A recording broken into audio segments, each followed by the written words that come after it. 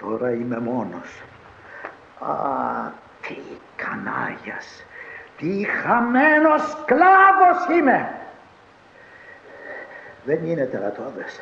Τούτος ο θεατρίνος, για μιαν ιδέα, για πάθους όνειρο μονάχα, μπόρεσε τόσο να υποτάξει την ψυχή του στου νου τη σύλληψη, ώστε από την ενέργειά της όλη η θωριά του να χρωμιάνει, να δακρύσουν τα μάτια του, να αλλάξει η όψη του, η φωνή του να σπάσει και όλη η λειτουργία του οργανισμού του να ακολουθεί με σχήματα τη σύλληψή του. Και όλα για τίποτα, για την εκάβη. Τι είναι για αυτόν η εκάβη ή αυτός για την εκάβη που κλαίει για χάρη της? Τι θα έκανε αν αυτός είχε για πάθος την αιτία και το ρόλο που έχω εγώ? Θα πνίγε τη σκηνή στο δάκρυ, με λόγια φρίκης θα σπάζε τα αυτιά του κόσμου, θα τρέλαινε τον ένοχο, θα σκιάζε τον αθώο, θα σάστιζε τον άμαθο και τον τι θα έκανε να ξαφνιαστούν ακόμα και οι ίδιες οι αίσθησες, η όραση και η ακοή. Κι εγώ, ο χαζός και λασποκαμωμένος δούλος, καμαρώνω σαν κούκλος ονειροπαρμένος, για το δίκιο μου ανέστητος και δεν μιλώ καθόλου, τίποτα δεν λέω για έναν βασιλέα που του έχουν κάνει σε ό,τι κι αν είχε και στην ακριβή ζωή του κακούργημα διαβολεμένο. Είμαι δειλός.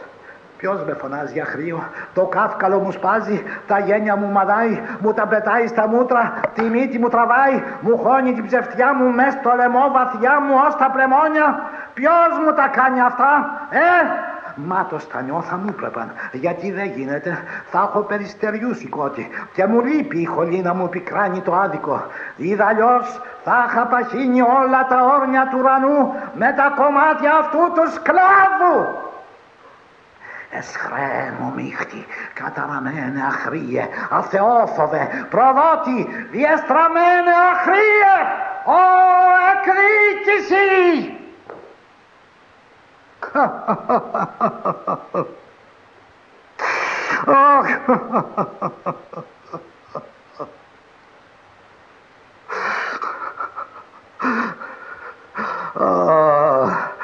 Τι γάιδρος είμαι.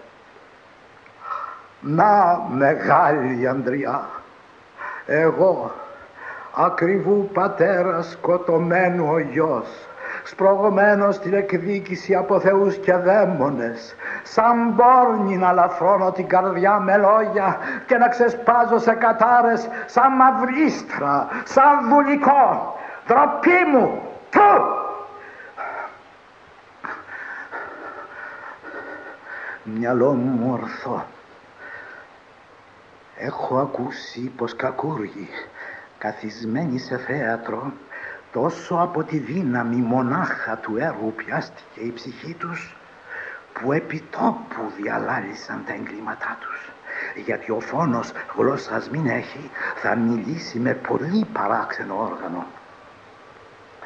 Θα βάλω αυτούς τους θεατρίνους να παίξουν κάτι σαν το φόνο του πατέρα μου μπροστά στο θείο μου.